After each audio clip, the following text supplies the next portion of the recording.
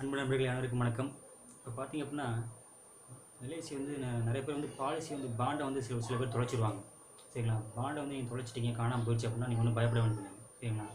உங்களுடைய policy number வந்து நீங்கள் ஞாபகம் வச்சுருக்கணும். அந்த பாலிசி நம்பரை வச்சுட்டு அந்த ரூ. 80 ஸ்டாம்ப் பேப்பர் ஒன்று, சரிங்களா? ஐடென்டி ஃபார்ம்னு சொல்லி சொல்லுவாங்க. அந்த ஐடென்டி ஃபார்மில் ஸ்டாம்ப் பேப்பர் ஒட்டக்கூடிய ஸ்டாம்ப் பேப்பருடன் கூடிய அந்த ஐடென்டி ஃபார்மை நீங்கள் வாங்கி ஃபில்லப் பண்ணி கொடுக்கணும். இந்த மாதிரி என்ன ரீசனால் காணாமல் போச்சு, எங்கே காணாமல் போச்சு நீங்கள் யூகிக்கிறீங்க அப்படின்னு சொல்லிட்டு அந்த ரூ. 80 ஐடென்டி ஸ்டாம்ப் பேப்பர் ஃபார்மில் வந்து நீங்கள் உங்களுடைய பாலிசி நம்பர் இதில் எழுதி கொடுக்கணும். உங்களுடைய பாலிசி நம்பர் கூட தெரியாமல் நீங்கள் தொலைஞ்சி வச்சு அப்படின்னு நினச்சிங்கன்னா உங்களுடைய ஏதாவது ப்ரீமியம் கட்டின ரெசிப்டாக இருக்கும் பார்த்தீங்கன்னா, அதில் வந்து கண்டிப்பாக வந்து உங்களோட பாலிசியுடைய நம்பர் இருக்கும்.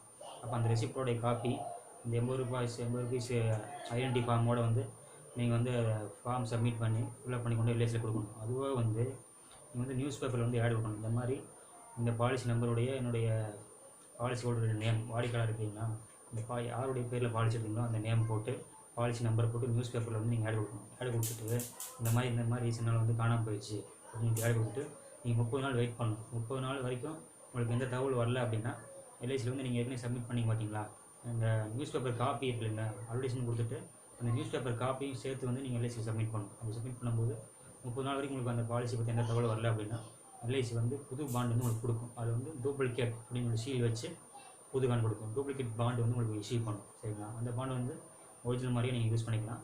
நீங்கள் ஏற்கனவே கொடுத்த அந்த ரெக்கார்டுடைய ஜெராக்ஸ் காப்பி எல்லாமே நீங்கள் வச்சுக்கணும். அப்போ தான் வந்து நீங்கள் சரண்டர் பண்ணும்போது இந்த மாதிரி தொலைஞ்சு போயிடுச்சு, நான் வந்து டூப்ளிகேட் பாண்டு வாங்கியிருந்தேன் நீங்கள் சொல்கிறது வந்து ஒரு வசதியாக இருக்கும். அதனால் வந்து டூப்ளிகேட் பாண்டு தொலைஞ்சிச்சுன்னா யாரும் பயப்பட தேவையில்லை.